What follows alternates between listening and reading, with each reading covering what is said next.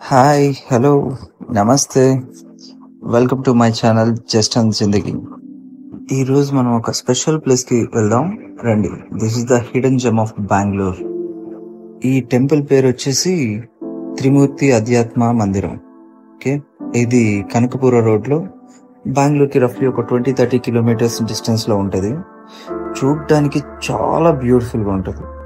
కనకపుర రోడ్లో main road నుంచి మనకి ఈ టెంపుల్ బాగా కనిపిస్తుంటుంది. ఎంట్రన్స్ నుండే మనకి Hanuman statue, Ganapati statue and Srikrishna statue చాలా బాగా కనిపిస్తాయి. అసలు చాలా బ్యూటిఫుల్గా ఉన్నాయి స్టాచ్యూస్ కూడా. ఈ స్టాచ్యూస్ ఒక 30-40 ఫీట్ ఉండొచ్చు. చాలా బాగుంటాయి.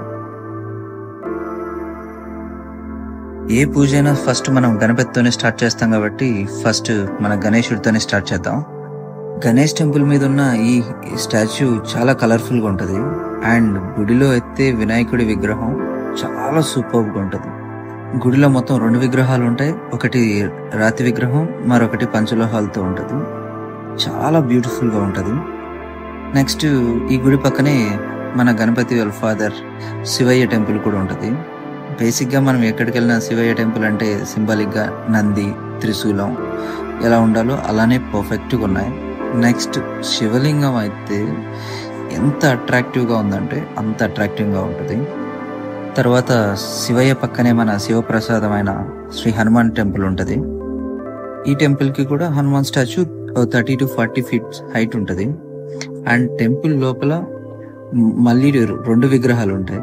ఒకటి రాతితో చేసింది, మరొకటి పంచలోహాలతో చేసింది. 2 చూడడానికి చాలా అట్రాక్టివ్గా ఉంటాయి. అలా చూస్తూ ఉండిపోవాలనిపిస్తుంటుంది. చాలా ప్లెజెంట్గా కూడా ఉంటుంది.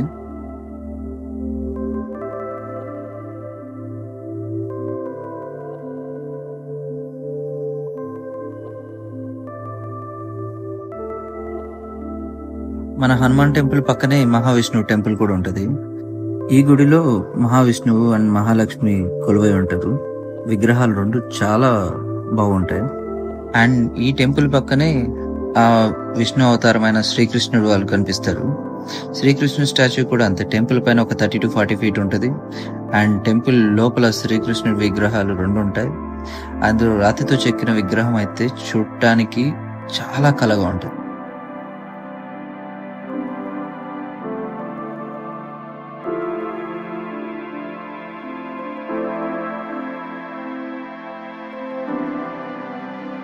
ఈ టెంపుల్స్ అన్నిటికీ బ్యాక్ సైడ్ నాగదేవతల విగ్రహాలు కూడా ఉంటాయి.